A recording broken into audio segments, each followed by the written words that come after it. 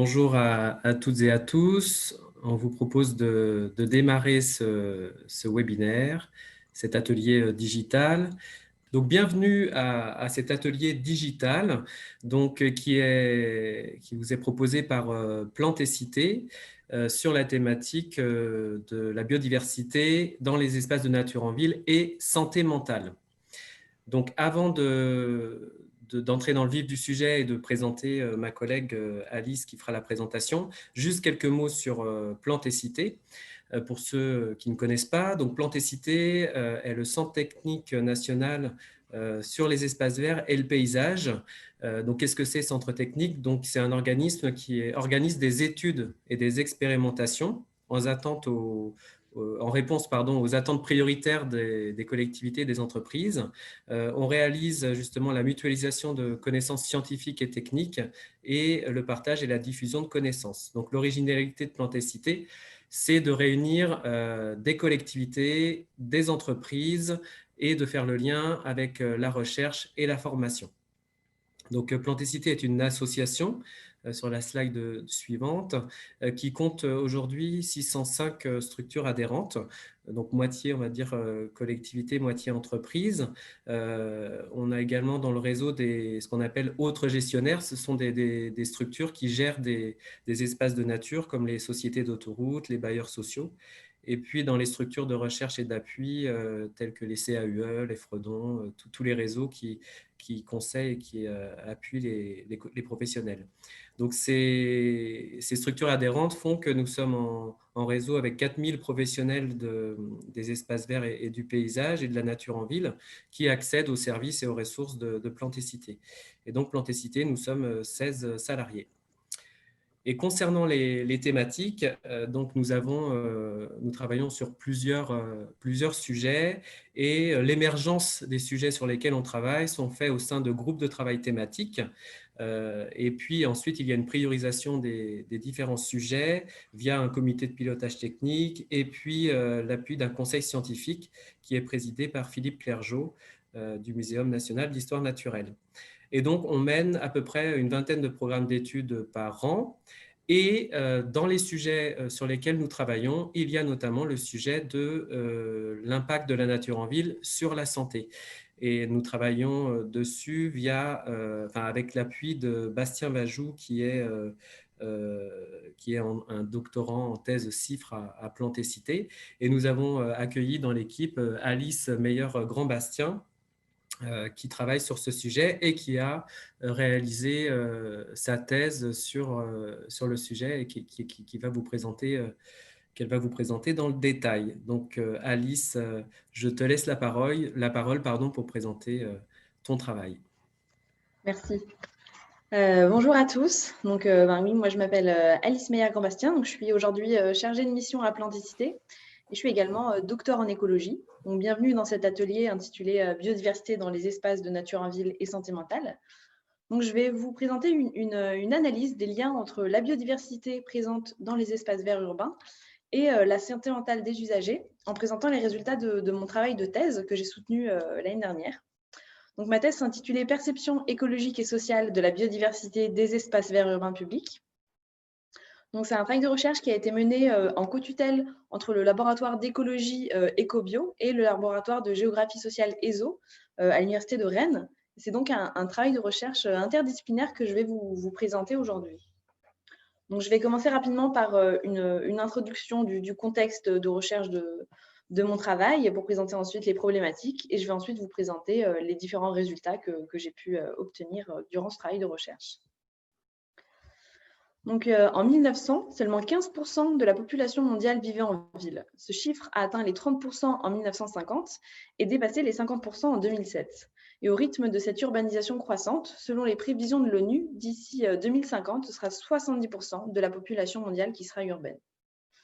Donc, sur ce graphique qui montre l'évolution du pourcentage de population urbaine entre 1950 et 2050, on peut voir qu'en Europe, aujourd'hui, c'est déjà 75% de la population qui est urbaine. L'urbanisation désigne un processus de concentration de la population dans les villes et par conséquent de densification, mais surtout d'extension des villes, ce qui entraîne l'artificialisation de sols naturels. Et l'urbanisation désigne également un processus de concentration des consommations de ressources et d'énergie. Ainsi, si les villes ne représentent que 8% de la surface terrestre mondiale, 12% d'ici 2030, elles utilisent plus de 75% des ressources consommées et produisent 78% des gaz à effet de serre. Ainsi, l'empreinte écologique des villes est donc beaucoup plus grande que la surface qu'elles occupent. L'urbanisation est ainsi aujourd'hui reconnue comme l'une des principales causes du déclin de la biodiversité globale. Alors, la biodiversité, qu'est-ce que ça représente en écologie?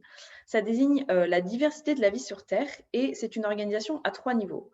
On parle de diversité génétique des individus d'une même espèce, on parle de diversité intraspécifique. On parle également de diversité spécifique qui désigne la diversité d'espèces et enfin de diversité écosystémique.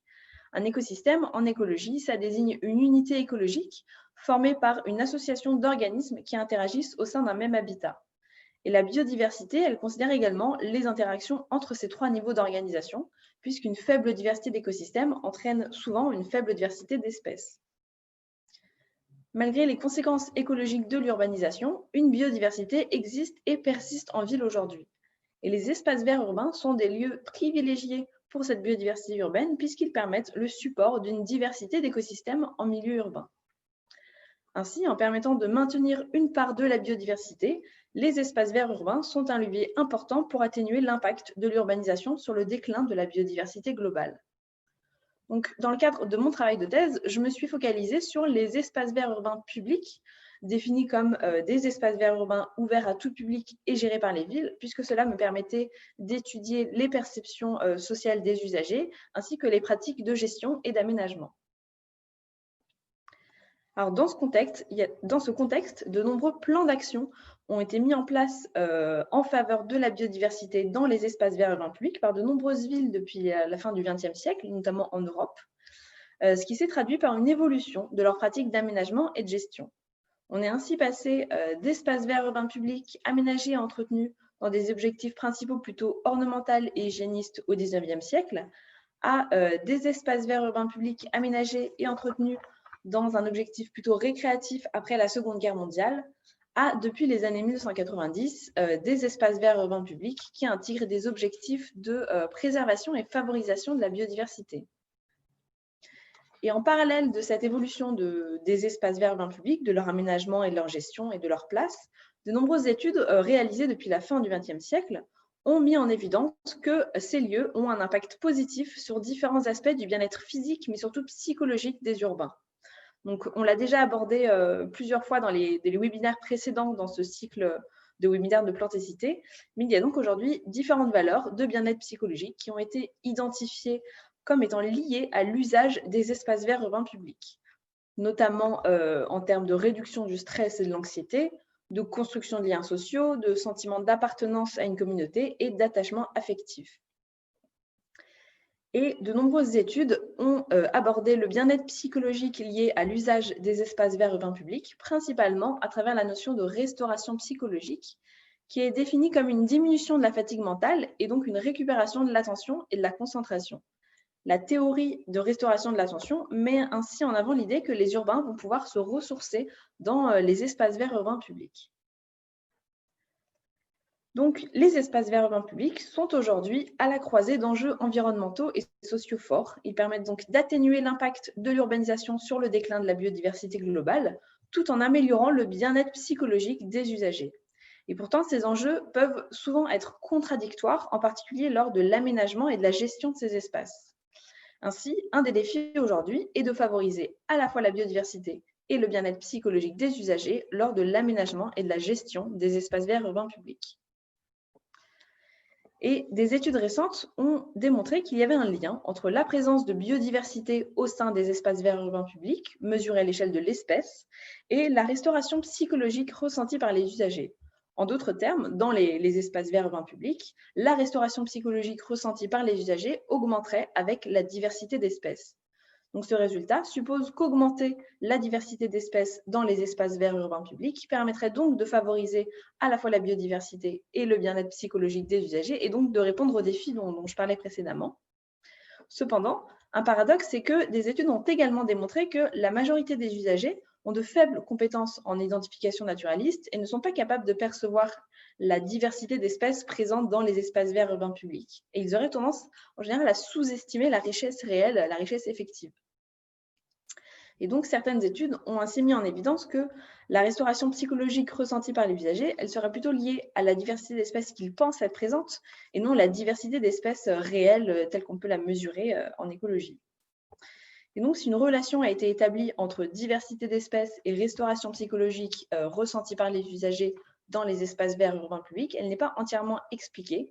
Et des travaux de recherche sont nécessaires pour l'explorer et mieux comprendre les processus sous-jacents.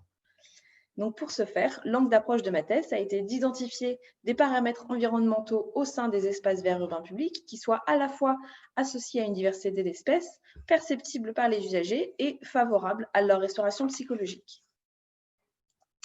Donc, pour ce faire, je me suis basée sur certaines études qui ont suggéré que si les usagers ne sont pas capables de percevoir systématiquement la diversité d'espèces présentes dans les espaces verts urbains publics, ils seraient cependant capables d'y percevoir la diversité structurelle du paysage. Et en écologie du paysage, un paysage est défini comme un assemblage de différents habitats, plus ou moins fragmentés et connectés, et chaque habitat est organisé en tâches qui représentent des unités fonctionnelles et structurelles.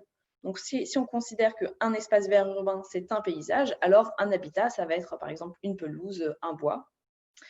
Et la structure d'un paysage est caractérisée par l'hétérogénéité paysagère, qui est un concept en écologie qui rend compte à la fois de la diversité des habitats composant un paysage, on parle alors d'hétérogénéité paysagère compositionnelle, et de la complexité de leur agencement spatial, soit l'hétérogénéité paysagère configurationnelle. Et en écologie, il a été montré qu'une augmentation de l'hétérogénéité paysagère compositionnelle se traduit par une augmentation des ressources disponibles au sein d'un paysage, et qu'une augmentation de l'hétérogénéité paysagère configurationnelle se traduit par une augmentation de la complexité de leur agencement et donc une facilitation de certains processus écologiques et notamment le déplacement des espèces entre différentes ressources. L'hétérogénéité paysagère a donc été identifiée par l'écologie du paysage comme une variable clé favorisant la diversité d'espèces dans un paysage. Et les espèces en ville sont pour la plupart généralistes, ce qui veut dire qu'elles peuvent utiliser différentes ressources à la fois. Et donc l'hétérogénéité paysagère leur est particulièrement favorable. Et c'est donc un concept qui est utilisé comme un indicateur de la diversité d'espèces présentes dans les espaces verts urbains publics. Donc, dans ce contexte, le premier objectif de mon travail de thèse a été d'explorer et d'élucider la relation qui a été mise en évidence entre diversité d'espèces et restauration psychologique ressentie par les usagers dans les espaces verts urbains publics. Pour ce faire, j'ai posé l'hypothèse que l'hétérogénéité paysagère était un paramètre environnemental associé à la diversité d'espèces présentes dans les espaces verts urbains publics, mais également perceptible par les usagers et favorable à leur restauration psychologique. En d'autres termes, que l'hétérogénéité paysagère serait un facteur explicatif de cette relation entre diversité d'espèces et restauration des usagers. Et le second objectif a été d'identifier, sur les bases des résultats de mon premier objectif, des pratiques d'aménagement et de gestion permettant de favoriser à la fois la biodiversité et le bien-être psychologique des usagers. Donc, afin de répondre à ces deux objectifs, ma thèse s'est organisée autour de 3 parties que je vais donc vous présenter aujourd'hui. Donc, avant de vous présenter les résultats de ces 3 parties, je vais aborder quelques éléments de la méthode que j'ai utilisée. Donc, afin d'atteindre ces 2 objectifs de recherche, mon principal terrain d'étude a été un échantillon de 13 espaces verts urbains publics de la ville de Rennes, que j'ai sélectionné sur la base de critères écologiques, paysagers et sociodémographiques. Donc, au sein de ces 13 sites d'études, j'ai mené 2 protocoles de mesure en parallèle. Donc, j'ai mesuré leur hétérogénéité paysagère et j'y ai recueilli et mesuré les perceptions de l'hétérogénéité paysagère, la restauration psychologique ressentie et les caractéristiques sociales de différents usagers.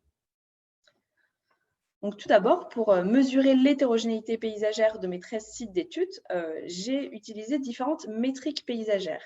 Donc, des métriques en écologie du paysage sont des indices numériques qui vont permettre de mesurer des caractéristiques spécifiques de la structure d'un paysage.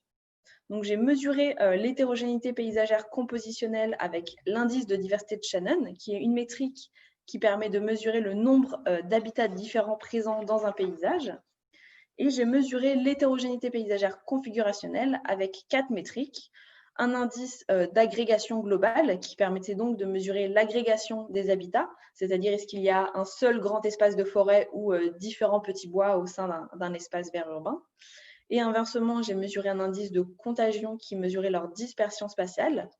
J'ai également mesuré un indice qui s'appelle IGI qui permettait de mesurer le mélange spatial des habitats, est-ce que les habitats étaient plus ou moins mélangés entre eux, et également un indice qui m'a permis de mesurer la complexité de forme des tâches d'habitat. J'ai calculé ces 5 métriques sur la base d'une carte d'occupation du sol qui représentait la répartition de 6 habitats couramment présents dans les espaces verts urbains publics.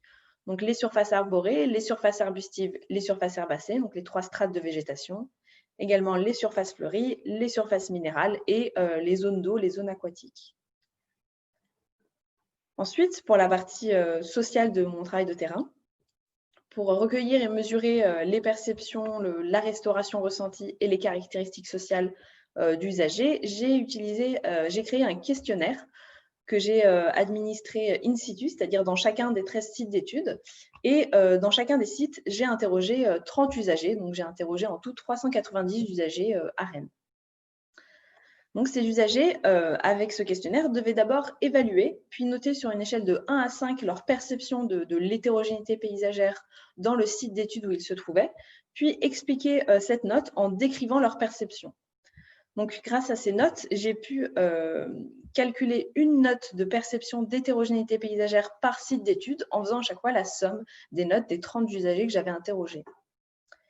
L'usager, il devait ensuite évaluer sur une échelle de 1 à 5 toujours leur degré d'adhésion à 10 affirmations qui traduisaient différents aspects de la restauration psychologique. Et cette méthode m'a permis, en faisant la somme de toutes les notes données aux 10 affirmations par les 30 usagers dans chacun des sites, de mesurer une note de restauration psychologique pour chacun de mes 13 sites d'études. Et enfin, mon questionnaire, il interrogeait également les usagers sur leur rythme de fréquentation et leur usage des sites d'études et sur certaines de leurs caractéristiques sociodémographiques. Malheureusement, je ne vais pas avoir le temps d'aborder ces résultats aujourd'hui, mais n'hésitez pas à me poser des questions dessus. Donc, je vais maintenant commencer à vous présenter les résultats et les objectifs de la première partie de ma thèse. Donc, cette première partie, elle, a cherché à valider mon hypothèse selon laquelle l'hétérogénéité paysagère serait perçue par les usagers et favorable à leur restauration psychologique, et que ce serait donc un facteur explicatif de la relation entre diversité d'espèces et restauration des usagers. Alors, pour ce faire, j'ai posé 3 questions de recherche. Tout d'abord, y a-t-il une relation entre l'hétérogénéité paysagère telle qu'elle est perçue par les usagers et l'hétérogénéité paysagère telle qu'elle est mesurée, soit est-ce que les usagers sont capables de percevoir l'hétérogénéité paysagère? Ensuite, y a-t-il une relation entre la restauration psychologique ressentie par les usagers et l'hétérogénéité paysagère mesurée? Et y a-t-il une relation entre leur restauration et l'hétérogénéité paysagère qu'ils perçoivent? En d'autres termes, est-ce que l'hétérogénéité paysagère mesurée et perçue a un impact positif sur la restauration psychologique ressentie par les usagers dans mes sites d'études? Alors, pour répondre à ces 3 questions, j'ai confronté avec des analyses statistiques de corrélation mes mesures écologiques, donc c'est-à-dire le calcul de mes 5 métriques pour chacun de mes 13 sites d'études, à une partie de mes mesures sociales, donc mes notes de perception d'hétérogénéité paysagère et les notes de restauration psychologique calculées pour chacun des 13 sites d'études. Alors, les résultats ont tout d'abord montré que les notes de perception d'hétérogénéité paysagère des usagers étaient corrélées à la métrique d'hétérogénéité paysagère compositionnelle SHDI, donc qui mesurait, pour rappel, la diversité des habitats, et également corrélée à la métrique d'hétérogénéité paysagère configurationnelle IGI, qui, elle, mesurait le mélange des habitats dans mes sites d'études. En d'autres termes, ça veut dire que plus ces 2 métriques augmentaient dans les sites d'études, plus les usagers mettaient des notes de perception d'hétérogénéité paysagère élevées. Donc, ces résultats m'ont permis de confirmer que dans mes espaces verts urbains publics d'études, il y avait bien une corrélation entre l'hétérogénéité paysagère telle qu'elle est perçue par les usagers et l'hétérogénéité paysagère mesurée, soit que les usagers étaient capables de percevoir l'hétérogénéité paysagère. Mes résultats ont ensuite montré une corrélation entre les notes de restauration psychologique ressenties par les usagers et une seule des métriques d'hétérogénéité paysagère, donc à nouveau IGI, celle qui mesurait le mélange des habitats. Ce qui veut dire qu'il y avait bien une relation entre la restauration psychologique ressentie par les usagers et cette fois-ci uniquement l'hétérogénéité paysagère configurationnelle. Et enfin, les résultats ont montré qu'il y avait une corrélation entre les notes de restauration psychologique des usagers et leurs notes de perception d'hétérogénéité paysagère, ce qui m'a permis de confirmer qu'il y a bien une relation entre la restauration psychologique ressentie par les usagers et l'hétérogénéité paysagère qu'ils perçoivent, et donc que l'hétérogénéité paysagère mesurée et perçue a bien un impact positif sur la restauration ressentie par les usagers dans les espaces verts urbains d'études. Donc, ce qu'il faut retenir de ces résultats, c'est que les notes de perception d'hétérogénéité paysagère des usagers et leurs notes de restauration psychologique étaient toutes les deux corrélées à une seule des métriques, donc la métrique IGI, qui permettait de mesurer le mélange des habitats. Et donc, pour rappel, j'ai mesuré mes métriques sur la base d'une carte qui représentait la répartition de 6 habitats différents. Et donc, ce que tous ces résultats veulent dire, c'est que dans les espaces verts urbains publics, l'hétérogénéité paysagère configurationnelle, et précisément le mélange donc, des 3 strates de végétation, des zones fleuries, des surfaces minérales et des zones d'eau, était bien perçue par les usagers et favorisait leur restauration psychologique. Et donc, tous ces résultats m'ont permis de confirmer mon hypothèse et de la préciser, et donc de mettre en évidence et de conclure que l'hétérogénéité paysagère serait bien un facteur explicatif de la relation qui a été établie entre diversité d'espèces et restauration psychologique des usagers. Donc, je vais maintenant passer sur ma deuxième partie, vous présenter les résultats de cette deuxième partie. Donc, pour cette deuxième partie, je me suis basée sur les résultats que je viens de vous présenter, où j'ai constaté que la corrélation entre la restauration psychologique des usagers et l'hétérogénéité paysagère qu'ils perçoivent était plus forte que la relation entre leur restauration et l'hétérogénéité paysagère mesurée. En d'autres termes, que la restauration psychologique qui était ressentie par les usagers, elle était plus influencée par l'hétérogénéité paysagère qu'ils percevaient que par l'hétérogénéité paysagère telle que j'avais pu la mesurer. Or, mes résultats ont également mis en évidence que les usagers étaient capables de percevoir cette hétérogénéité paysagère mesurée. Et donc, ces résultats suggéraient que la perception de l'hétérogénéité paysagère par les usagers, elle n'était pas uniquement liée à l'hétérogénéité paysagère telle que j'avais pu la mesurer avec des outils d'écologie, et qu'il y avait d'autres aspects à prendre en compte qui pouvaient induire leur perception et donc induire leur restauration psychologique associée à cette hétérogénéité paysagère. Et donc, sur la base de ce constat, l'objectif de la deuxième partie de ma thèse, ça a été d'approfondir et de caractériser la perception de l'hétérogénéité paysagère dans les espaces verts urbains publics par les usagers. Et donc, ceci afin d'approfondir le lien entre leur restauration et l'hétérogénéité paysagère. Donc, ce que je vous disais au tout début, c'est bien une thèse qui a été interdisciplinaire. Donc, ma première partie était principalement des analyses avec des outils écologiques. Et cette deuxième partie était plus, j'ai plus utilisé une méthodologie avec des outils de sociologie. Et donc, pour cette partie, j'ai analysé les réponses des usagers que j'ai interrogés à la question ouverte qui leur demandait d'expliquer leurs notes de perception en décrivant leur perception. Et j'ai donc transcrit les 390 réponses dans 3 corpus différents en fonction de la note qu'ils avaient donnée. J'avais donc un premier corpus, donc un premier recueil de réponses, un premier texte qui contenait toutes les réponses données par les usagers qui avaient noté leur perception 1 et 2, donc les usagers qui percevaient le paysage comme n'étant pas hétérogène. Donc j'avais des réponses, par exemple, comme il y avait peu de mélange de végétation. J'avais un deuxième corpus qui contenait les réponses données par les usagers qui avaient noté leur perception 3, donc les usagers qui percevaient le paysage comme étant à la fois hétérogène et à la fois pas hétérogène, ceux qui ne savaient pas. Et un troisième corpus qui contenait les réponses données par les usagers qui avaient noté leur perception 4 et 5, donc les usagers qui percevaient le paysage comme étant hétérogène. Et donc, cette distinction des réponses dans 3 corpus différents en fonction des notes, ça m'a permis de distinguer différents degrés de perception d'hétérogénéité paysagère dans les réponses des usagers. J'ai donc analysé ces 3 corpus avec des analyses lexicales. Donc, j'ai tout d'abord analysé l'occurrence des mots, ce qui m'a permis d'identifier les mots les plus fréquents dans chacun des 3 corpus, que j'ai représentés sous la forme de 3 nuages de mots que je vais vous présenter par la suite. Et en complément, j'ai analysé la co-occurrence des mots les plus fréquents dans chacun des 3 corpus. Donc, j'ai quantifié leur présence simultanée dans une même phrase, ce qui m'a permis d'identifier les phrases qui étaient les plus fréquemment formées avec les mots les plus fréquents, et donc de déterminer le contexte d'emploi de ces mots et le sens pour les usagers. Et j'ai pu représenter les résultats de cette deuxième analyse dans la forme de 3 cartes.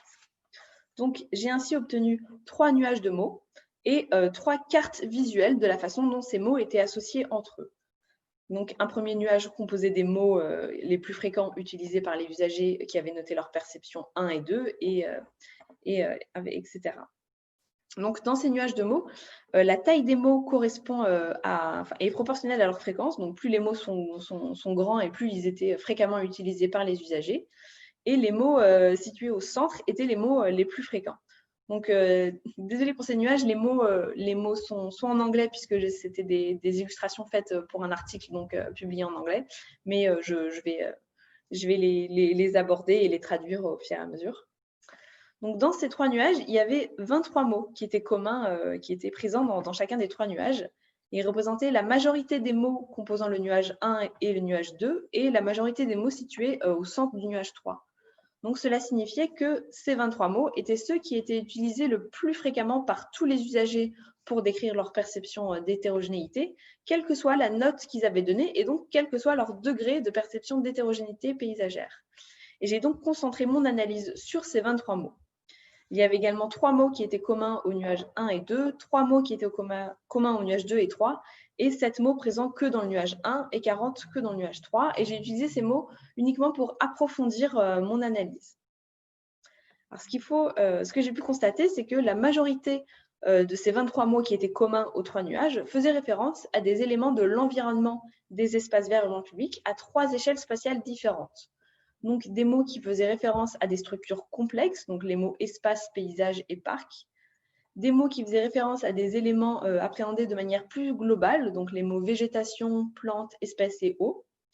Et enfin, des mots qui faisaient référence à des éléments individuels, pris individuellement, donc les mots arbre, bois, arbuste, herbe, pelouse et fleurs. Et enfin, il y avait 6 mots qui étaient utilisés pour décrire l'arrangement ou la forme de ces éléments, donc les mots divers, petit, grand et couleur. Et ces mots étaient toujours utilisés en association avec un ou plusieurs des 13 mots que je viens de décrire précédemment. Alors, le premier résultat que j'ai pu obtenir, c'est que le mot espace était vraiment un des mots les plus fréquemment utilisés par tous les usagers. C'est un des mots les plus fréquents dans les 3 corpus, plus que le mot paysage, et qu'il était utilisé souvent en association avec le mot différent. Le mot espace fait référence à des dimensions de hauteur, profondeur et largeur, et donc ce résultat m'a suggéré que la perception de l'hétérogénéité paysagère par les usagers elle serait induite par des variations de hauteur, profondeur et largeur entre les éléments qui composent un espace vert urbain public. Et ce premier résultat a été confirmé par un deuxième résultat, le fait que le mot arbre, qui était également un des mots les plus fréquemment utilisés par tous les usagers, était utilisé fréquemment en association avec les mots différents, grands et petits, ce qui suggère que les usagers distinguaient différents arbres en fonction de leur hauteur. Ça a également été confirmé par un autre résultat, le fait que les usagers qui percevaient le paysage comme étant hétérogène associaient fréquemment le mot végétation avec le mot hauteur et le mot différent, ce qui suggère que la perception de l'hétérogénéité paysagère par les usagers serait en effet induite par des variations de hauteur de la végétation. Le mot végétation était également fréquemment utilisé par tous les usagers en association avec le mot mélange, ce qui suggérait que les usagers percevaient l'hétérogénéité paysagère à travers le mélange de différents types de végétation. Et le mot végétation était aussi fréquemment associé par tous les usagers aux mots bois, herbe, arbuste et fleurs, ce qui indiquait que pour les usagers, différents types de végétation correspondaient principalement aux 3 strates de végétation et aux zones fleuries. Et donc, tous ces résultats de ma deuxième partie m'ont permis de confirmer, mais surtout d'approfondir les résultats de la première partie, en montrant que les usagers perçoivent l'hétérogénéité paysagère dans les espaces verts urbains publics à travers le mélange de différentes hauteurs des 3 strates de végétation et des zones fleuries, puisque leur perception serait particulièrement induite par des variations de hauteur de la végétation. Et donc, c'est vraiment des résultats qui sont venus approfondir les résultats de ma première partie et qui m'ont permis d'aborder la troisième partie que je vais donc vous présenter à présent. Donc, comme je disais en introduction, l'objectif de cette troisième partie, c'était d'identifier des pratiques d'aménagement et de gestion des espaces verts urbains publics, favorisant à la fois la biodiversité et le bien-être psychologique des usagers, sur la base des résultats de ma première et deuxième partie. Donc, comme je l'ai présenté tout à l'heure, donc les résultats de ma première partie ont montré que dans les espaces verts urbains publics, l'hétérogénéité paysagère et plus précisément le mélange des 3 strates de végétation, des zones fleuries, des surfaces minérales et des zones d'eau était perçu par les usagers et favorisait leur restauration psychologique. Donc ce résultat suggérait que des pratiques d'aménagement et de gestion qui augmenteraient cet aspect de l'environnement, du paysage dans les espaces verts urbains publics permettraient donc d'y favoriser à la fois la biodiversité et le bien-être et la restauration psychologique des usagers. Et ma deuxième partie, elle a permis d'approfondir ce résultat en montrant que les usagers percevaient l'hétérogénéité paysagère à travers le mélange de différentes hauteurs des 3 strates de végétation et des zones fleuries.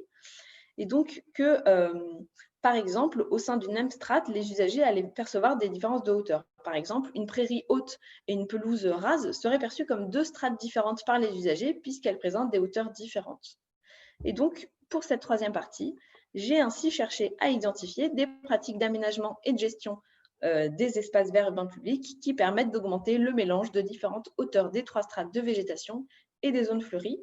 Et pour ça, je me suis basée sur le contexte urbain de la ville de Rennes. Donc, dans cette ville, l'aménagement et la gestion des espaces verts urbains publics est supervisé par la Direction des jardins et de la biodiversité. Tous leurs espaces verts urbains publics sont classés dans 4 catégories différentes qui correspondent chacune à des pratiques d'aménagement et de gestion spécifiques. Donc, de la catégorie 1 horticole à 2 modérées, 3 extensives et 4 écologiques.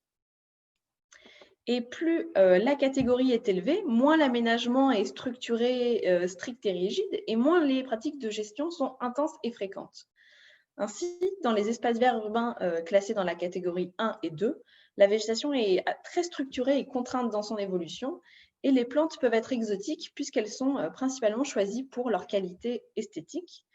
Et dans les espaces verts urbains publics en catégorie 3 et 4, la végétation est moins contrôlée pour créer une végétation à l'aspect sauvage et semi-naturel, et les plantes natives et spontanées sont vraiment favorisées. Donc, la première chose que j'ai faite pour cette troisième partie, ça a été d'identifier parmi mes 13 sites d'études ceux où les usagers interrogés avaient perçu de l'hétérogénéité paysagère, donc en utilisant les notes que j'avais calculées depuis mes questionnaires.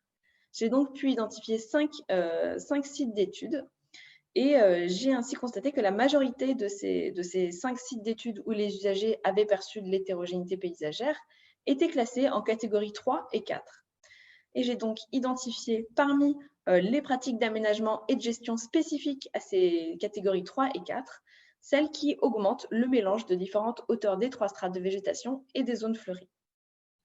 Donc, pour analyser les pratiques d'aménagement et de gestion des espaces verts urbains publics dans ces 2 catégories, j'ai analysé différents documents qui ont été édités par la Direction des jardins et de la biodiversité de Rennes, qui présentent les pratiques d'aménagement, leurs pratiques de gestion, leur rythme, leur fréquence. Et j'ai également rencontré différents jardiniers dans chacun de ces sites d'études. Et donc, la première pratique que j'ai d'aménagement et de gestion que j'ai pu identifier qui permet d'augmenter le mélange de différentes hauteurs des 3 strates de végétation et les zones fleuries, c'est donc l'acceptation et l'encouragement de la végétation spontanée au sein des 3 strates.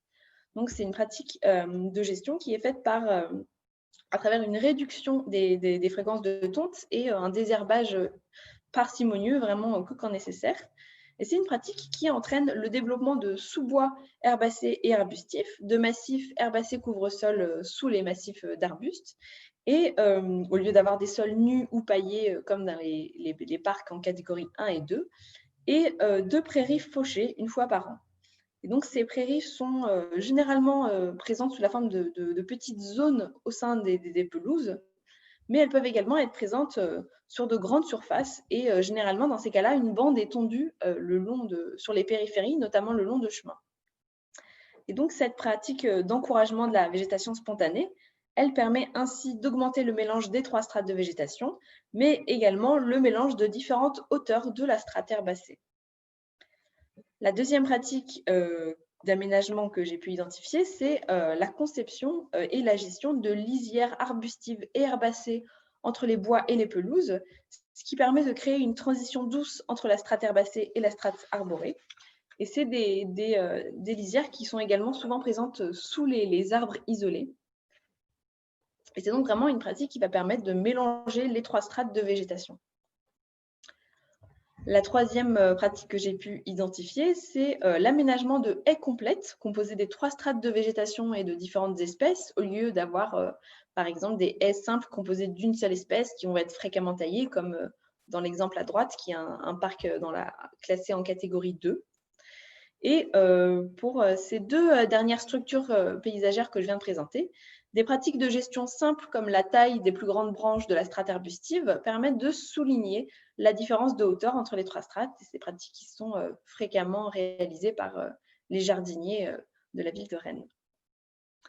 Et enfin, j'ai pu identifier que la ville de Rennes plantait régulièrement des espèces d'arbres et d'arbustes à fleurs et effectuer des semis d'espèces herbacées vivaces dans les prairies, et que c'était également des pratiques qui allaient permettre d'augmenter le mélange des zones fleuries au sein des 3 strates de végétation. Donc, j'ai ainsi pu identifier 4 pratiques de gestion. Et la dernière que j'ai pu identifier est issue du constat que dans ces 5 sites que j'avais identifiés où les usagers percevaient de l'hétérogénéité, il y en avait un qui était en catégorie 1. Et donc, dans cet espace vert urbain public, il y a très peu d'acceptation de la végétation spontanée. Les pelouses sont fréquemment tondues. Les transitions entre les strates végétales sont très abruptes et les haies sont taillées. Et donc, cet espace vert urbain ne présente pas ces différentes pratiques que j'ai pu identifier. Mais ce que j'ai pu remarquer, c'est que le mode de gestion horticole n'est pas ordinaire dans cet espace vert urbain public, puisque c'est le parc le plus ancien à Rennes, c'est le parc du Tabor, qui est donc une vitrine du jardin à la française spécifique du 19e siècle. Donc, ce que j'ai pu constater et identifier en discutant avec les jardiniers, c'est qu'il y a une réelle attention spécifique aux détails dans l'aménagement de la végétation, ce qui entraîne un mélange des 3 strates de végétation et des fleurs. Par exemple, des bordures arbustives sont taillées en haies basses autour des pelouses et des parterres de fleurs. Et c'est à expliquer pourquoi, dans cet espace vert urbain public, les usagers interrogés avaient pu percevoir de l'hétérogénéité paysagère, malgré une gestion très, très horticole. Et donc, les résultats de cette troisième partie m'ont permis un petit peu comme ça de traduire mes résultats de recherche vraiment scientifique, on va dire, des 2 premières parties, de les traduire en action de gestion, en action d'aménagement, essayer d'appliquer ces résultats à l'agencement des espaces verts urbains. Mais donc, tous ces résultats ne sont qu'une première réflexion. Mon but, ce n'était pas d'être exhaustif et d'identifier toutes les pratiques de gestion et d'aménagement et qui peuvent exister et qui permettent d'augmenter le mélange des strates et des fleurs, mais juste de proposer des pratiques en me basant sur un contexte urbain bien spécifique et d'apporter une première réflexion d'une certaine solution sur comment on peut lier les résultats d'une recherche scientifique à des pratiques concrètes d'aménagement et de gestion. Donc, j'en ai fini pour ma présentation. Alors, Ludovic, je ne sais pas si tu veux présenter le contexte de ce cycle ou j'en parle moi ou... Comme tu veux, je veux bien le présenter, ça te fera une petite respiration si tu veux. Effectivement, le webinaire, enfin, cet atelier digital présenté par Alice s'inscrit dans un cycle de webinaires qu'on a proposé. Donc, un cycle sur la thématique nature en ville et santé, notamment dans la perspective des résultats du travail de Bastien Vajou, qui est doctorant psychologue à Plantécité et qui réalise son travail dans la thèse. Donc, il y a eu un premier webinaire réalisé aussi par Alice, où il était question de la perception de la nature en ville par les citadins et les écologues, avec des regards croisés. Donc, le replay est accessible sur le site de Plantécité. Je vous mettrai le lien dans le chat si vous le souhaitez. Un deuxième webinaire sur la question nature en ville et santé avec un état des connaissances. Donc là, il a eu lieu le mois dernier par Bastien Vajou, donc qui lui est psychologue. Donc c'est encore une autre discipline et un autre regard avec des informations spécifiques au domaine de la santé. Donc, ce webinaire aujourd'hui par Alice, donc biodiversité dans les espaces de nature en ville et santé mentale. Et puis, il y aura un dernier webinaire début 2021 qui sera effectivement sur les résultats du travail de Bastien, donc expérience de nature et santé mentale, qu'apprend-on de nouveau en France? Donc voilà dans quel contexte s'inscrit ce webinaire, et donc on l'a proposé dans le cadre des assises de la biodiversité. Donc Alice, merci beaucoup pour ta présentation détaillée et très dense. Vous êtes une cinquantaine de participants, donc n'hésitez pas, le temps est venu pour les questions. Vous pouvez les poser via le petit module questions et réponses, Q&R, et on va les reprendre, on va les reprendre, Alice, au fur et à mesure. Pour l'instant, il n'y en a pas, donc pas de questions spécifiques. Encore une fois, n'hésitez pas si vous avez des questions particulières. Bon, Alice, tu en as déjà beaucoup dit. Je ne sais pas si tu voulais ajouter quelque chose. Non, oui, c'est vrai que comme tu dis, une présentation un peu dense. C'est vrai qu'un travail de recherche dans le cadre d'une thèse sur 3 ans, c'est beaucoup de choses. C'est toujours un peu dur de trier, de synthétiser. Donc, n'hésitez pas s'il y a des aspects où je suis passée vite, parce que je sais que je vais un peu vite, et c'était dense. Donc, n'hésitez pas. Alors, je pense que je peux répondre directement. Alors, il y a une question. Bonjour, y a-t-il des particularités pour les milieux aquatiques et les plans d'eau? Donc, c'est pas quelque chose que j'ai abordé moi directement dans ma thèse, mais c'est vrai que c'est quelque chose qui était ressorti dans ma bibliographie, dans différents articles où j'ai pu lire que la présence de milieux aquatiques, de plans d'eau, de zones d'eau dans les espaces verts urbains était vraiment source de bien-être et était un des facteurs qui allait augmenter la restauration psychologique des usagers notamment. Alors, je ne sais jamais si j'ai bien répondu aux questions, si vous avez d'autres. Alors, deuxième question, avez-vous pu creuser l'acceptation de la végétation spontanée par les usagers? Donc, oui, c'est quelque chose que j'ai un petit peu.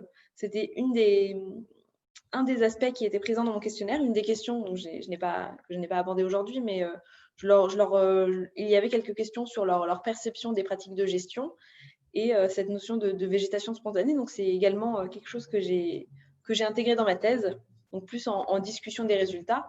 Mais ce qu'on peut voir aujourd'hui, c'est qu'il y a vraiment un shift de perception sur la végétation spontanée et qu'elle était de plus en plus acceptée, enfin, appréciée et acceptée, et qu'elle pouvait vraiment être source de bien-être et motiver les fréquentations de certains usagers qui sont à la recherche d'ambiances un petit peu plus naturelles. Alors, une troisième question. Je pense qu'une de ces méthodes de gestion est strictement préférable pour le bien-être des citadins, ou cette diversité de méthodes de gestion est un atout à mettre en avant pour favoriser ce bien-être. Oui, alors, si j'ai bien compris votre question, oui, c'est vrai que j'ai pu identifier que justement dans cette idée de diversité du paysage, au final, un parc avec une diversité d'ambiance, donc une diversité même de pratiques de gestion, avec un endroit qui va être peut-être un petit peu mieux géré, un petit peu entretenu de façon plus régulière, et un autre espace un peu plus naturel, mais au sein d'un même parc. C'était vraiment quelque chose qui allait augmenter ces valeurs de bien-être et qui allait être très bien perçu par les usagers, enfin perçu et apprécié. Et que justement, alors si j'ai bien compris votre question, c'est vrai que ces différentes pratiques que j'ai pu identifier, l'objectif, ce serait de les mettre en place toutes, en fait. C'est vrai que c'est la diversité des pratiques de gestion qui permet également d'entraîner une diversité des paysages, des ambiances, des usages d'un parc. Et alors, une autre question, est-ce que j'ai été sollicitée par des collectivités pour présenter mes travaux? Oui, donc la ville de Rennes avec qui j'ai travaillé, donc j'ai pu plusieurs fois leur présenter mes résultats, un peu au fur et à mesure de mon travail. Donc également, je ne vous ai pas présenté, mais j'ai effectué une partie de mon terrain également dans la ville de Strasbourg, où j'ai également pu présenter mes résultats. Donc j'ai eu des résultats assez similaires à ceux de Rennes, mais qui justement m'ont permis de confirmer, un petit peu d'approfondir. Donc j'ai également été sollicitée pour leur présenter mes résultats. Mais donc pour l'instant, c'est les 2 villes principalement où j'ai présenté ces résultats, ou notamment les applications pratiques et concrètes de mes résultats de recherche. Alors ensuite, j'ai une question concernant le parc du Tabor et ses bons résultats sur la restauration psychologique. Qu'en était-il de sa note d'hétérogénéité paysagère? Eh bien, justement, c'était très intéressant parce que dans ce parc, j'ai eu une note d'hétérogénéité paysagère compositionnelle, enfin une mesure de l'hétérogénéité paysagère compositionnelle assez élevée. Donc, c'est-à-dire qu'il y avait vraiment différents habitats, puisque c'est un parc où il y a des endroits très botaniques. Donc, il y a vraiment une diversité d'habitats, une diversité d'espèces. Mais par contre, au niveau de l'hétérogénéité paysagère configurationnelle, donc plutôt la complexité de l'agencement de ces habitats, j'ai eu des mesures assez faibles en fait, puisque c'est donc un espace où la végétation est très contrôlée, très cadrée, on va dire, il y a très peu de mélange entre les différents types d'habitats, tout est très bien ordonné, donc c'était vraiment c'était un résultat intéressant. Alors, je ne sais jamais si je réponds bien à vos questions. Vous pouvez remettre un message si je n'ai pas bien répondu ou si je n'ai pas assez répondu. Alors, maintenant, j'en suis. Une question. Le bien-être est-il perçu dans le cadre d'espaces verts inaccessibles mais visibles?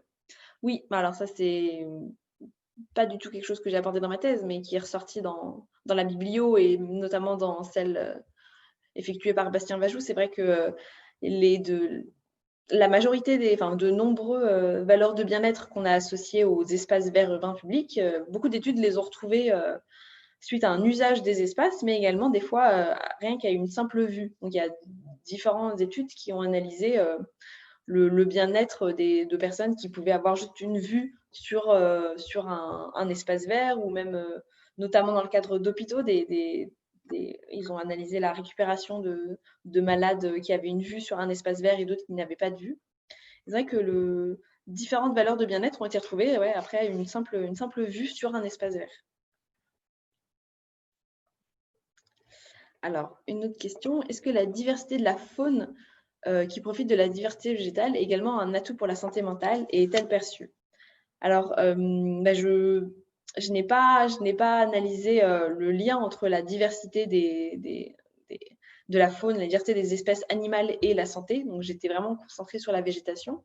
Mais pour votre deuxième question, oui, je peux répondre, elle est perçue. En effet, j'en ai pas parlé, mais dans mes analyses de réponses ouvertes, dans mes analyses de textes, de réponses, j'ai pu identifier que les mots animaux et différents étaient vraiment fréquemment utilisés et associés ensemble. Donc et notamment le mot oiseau. J'ai eu le mot oiseau et animaux, donc qui sous-entendait que la diversité de la faune en fait était vraiment perçue par les usagers et qu'elle avait un impact en fait sur leur perception d'un paysage diversifié, d'un paysage hétérogène. Mais je n'ai pas fait le lien avec leur santé. Alors, Alice, oui. je me permets, pour te faire une petite pause aussi, de rappeler que j'ai partagé quelques liens dans le chat Donc, j'ai partagé un lien sur les résultats de l'étude Acceptaflore que Plantécité avait menée sur l'acceptation de la flore spontanée en ville il y a quelques années maintenant.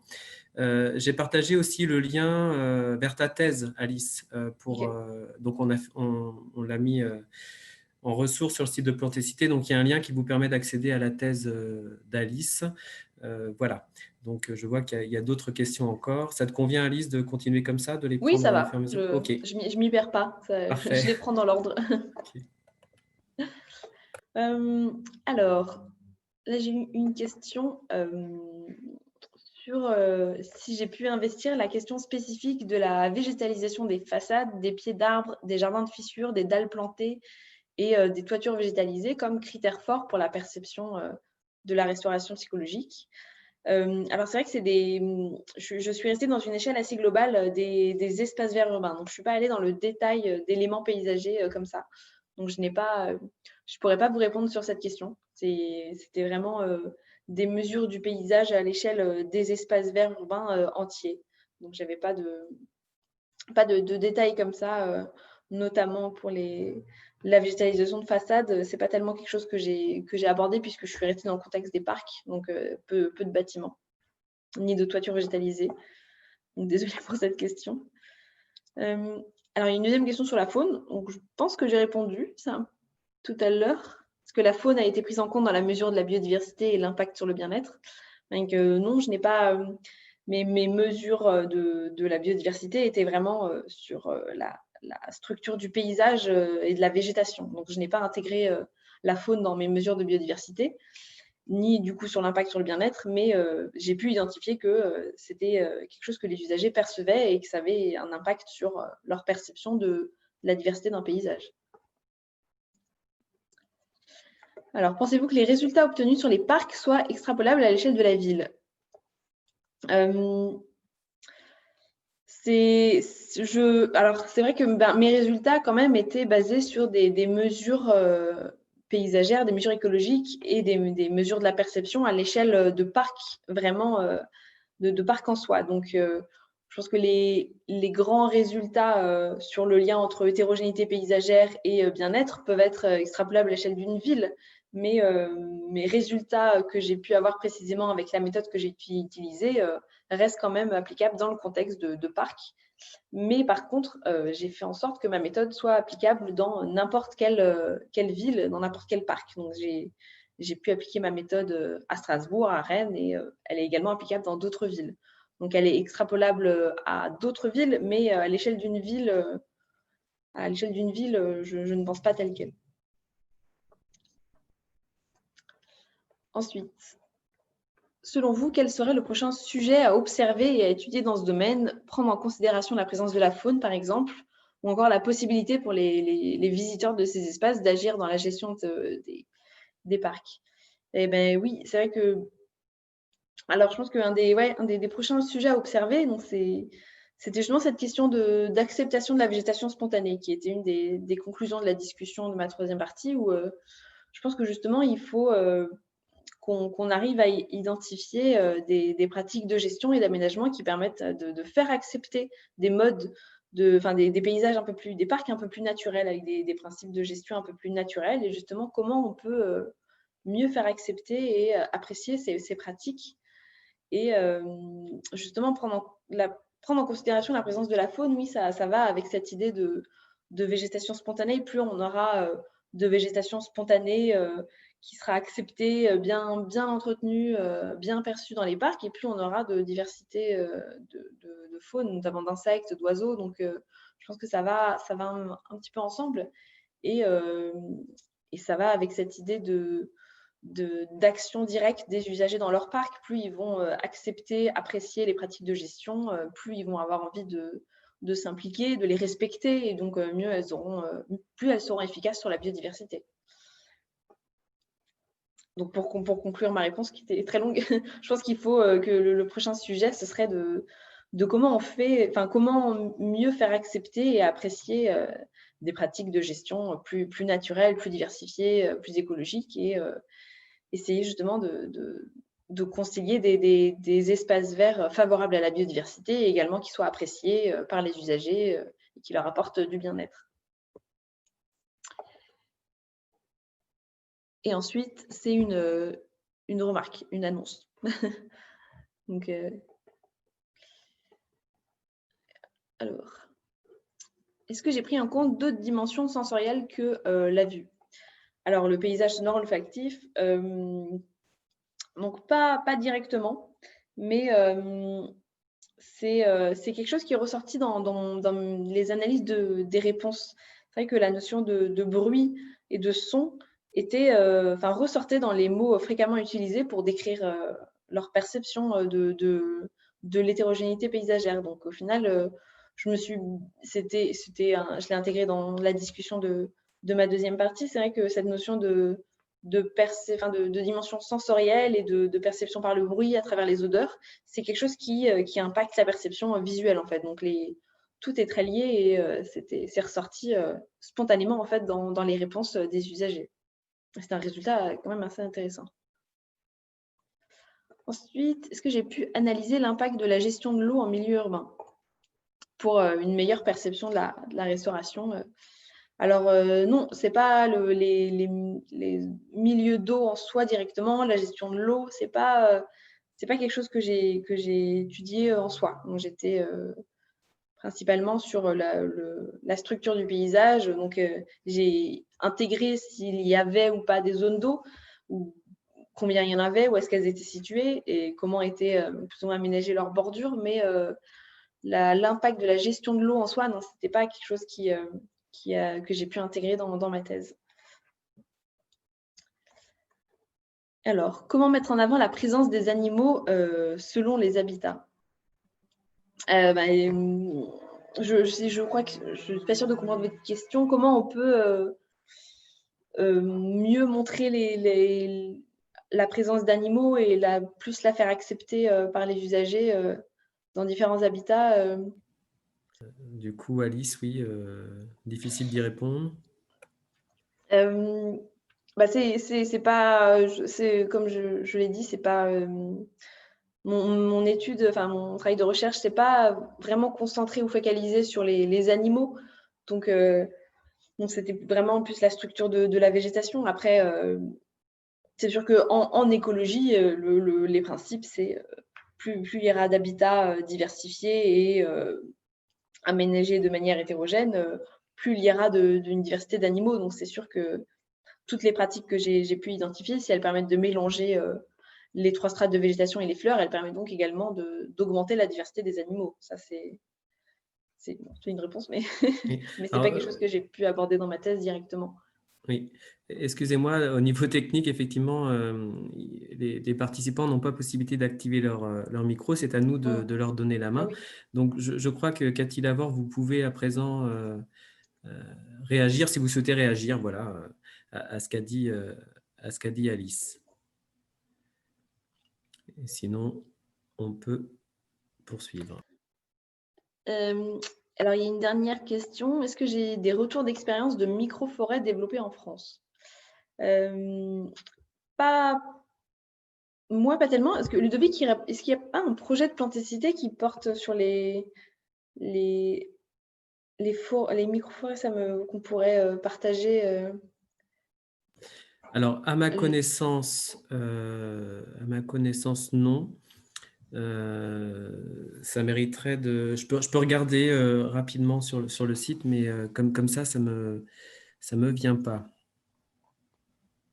Après, pour le sujet des forêts, c'est ressorti dans mon travail de biographie, celui de Bastien aussi. C'est vrai que la présence de zones boisées, de petites forêts, enfin de forêts, de zones de forêt dans les parcs en ville favorise vraiment toutes ces valeurs de bien-être, de restauration psychologique, en lien avec l'eau en fait. C'est la présence d'eau et de milieux boisés est quand même des éléments très importants pour favoriser le bien-être des usagers. Ça s'est ressorti dans d'autres études que la mienne, dans différentes études. J'ai revérifié hein, sur le site. Il n'y a pas de projet à proprement parler sur la thématique des forêts. Effectivement, il y a pas mal d'attentes sur ce sujet-là, par contre. Alors, je crois que j'ai On a répondu à balayé. Oui, toutes pardon. les questions qui étaient posées, donc n'hésitez pas si vous en avez d'autres. n'hésitez pas à les poser maintenant. Et si quelqu'un voulait ajouter quelque chose, merci de vous le signaler. On vous donnera enfin, on activera votre micro pour que vous puissiez ajouter quelque chose si vous le souhaitez. Donc, il y a déjà eu pas mal de questions et de réponses apportées. Est-ce que si quelqu'un souhaite apporter un complément ou réagir, n'hésitez pas à vous manifester. En fait, je viens de voir des nouvelles questions qui sont pas mises à la fin qui sont mises entre, donc auxquelles je n'ai pas répondu, parce qu'elles sont pas mises à la fin.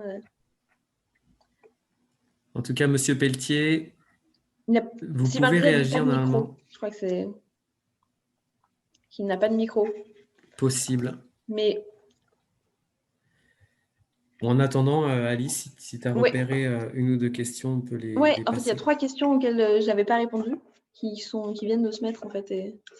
Alors, justement de Sylvain Pelletier, il me demande si j'ai pu noter de grosses différences de perception entre l'âge, les générations d'usagers et les catégories professionnelles. Donc oui, c'est vrai qu'il y a donc mon questionnaire intégrait une partie de recueil de certaines caractéristiques sociales des usagers que j'ai liées aux résultats. Donc je ne vous ai pas présenté cette partie parce que j'avais pas forcément le temps, mais ce que j'ai pu voir, c'est alors pour ce qui est l'âge, il y avait vraiment un impact sur la perception, sur les usagers âgés qui percevaient mieux l'hétérogénéité paysagère et ça impactait plus leur restauration psychologique. J'ai également eu des résultats intéressants sur le lien avec le parcours biogéographique des usagers. Donc, s'ils avaient plutôt grandi à la ville ou plutôt à la campagne, j'ai vu que c'était également un aspect qui influençait leur perception qui augmentait leur perception et favorisait leur restauration en lien avec cette perception. Alors, j'espère que j'ai répondu. Alors, Sylvain Pelletier, vous avez une deuxième question. Ah bah, c'est ce que je viens d'y répondre en fait, plus ou moins, je crois. Parce qu'il y a des différences entre usagers urbains, périurbains, néo-ruraux. C'est ce que je viens d'expliquer en fait. Donc j'avais pas tous les usagers que j'interrogeais pouvaient soit être des habitants de Rennes mais également des gens de passage. Enfin, j'avais pas de critères de sélection pour ça. Il fallait juste qu'ils soient déjà venus quelques fois dans le parc où ils étaient. Mais du coup, vraiment la seule différence forte que j'ai pu voir, c'est ce que je viens de vous expliquer, que les usagers qui avaient plutôt grandi à la ville par rapport à la campagne pouvaient influencer justement mes résultats et leur perception. Et ensuite, alors une question, est-ce que j'ai pu mettre en évidence un lien entre hétérogénéité de la végétation et ressenti des usagers en termes de bien-être du fait de la réduction de l'îlot de chaleur? C'est pas la notion d'îlot de chaleur, c'est pas un aspect que j'ai analysé directement en lien avec la notion de bien-être. J'avais une de mes affirmations qui les interrogeait sur leur capacité à se déconnecter de la ville et à s'éloigner on va dire, des contraintes. Et donc c'est un des aspects du bien-être qui était associé à l'hétérogénéité, enfin un aspect de la restauration qui, justement, cette idée de pouvoir un petit peu se déconnecter de la chaleur, du bruit de la ville, en lien avec la pollution, pouvait favoriser leur restauration psychologique, oui. Mais la notion d'îlot de chaleur en soi n'a pas été abordée dans ma thèse directement.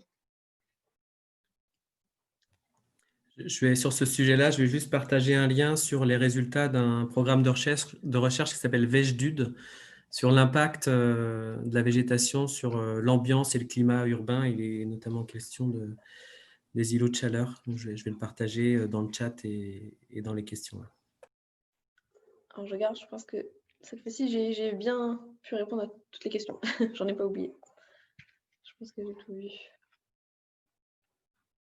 Donc, si vous souhaitez prendre la parole, vous levez la main, vous demandez le micro et puis on va vous le donner si vous souhaitez apporter un petit complément ou réagir. Merci à tous en tout cas d'avoir assisté à ce webinaire et n'hésitez pas si vous avez d'autres questions qui vous viennent par la suite sur ma thèse ou sur ce cycle de webinaire à m'envoyer un mail. Je vous répondrai sans souci. Il y a quelqu'un qui dit que le lien que tu as mis vers la fiche projet Apollo n'a pas l'air de marcher. Oui, je regarde ça, je le repartage.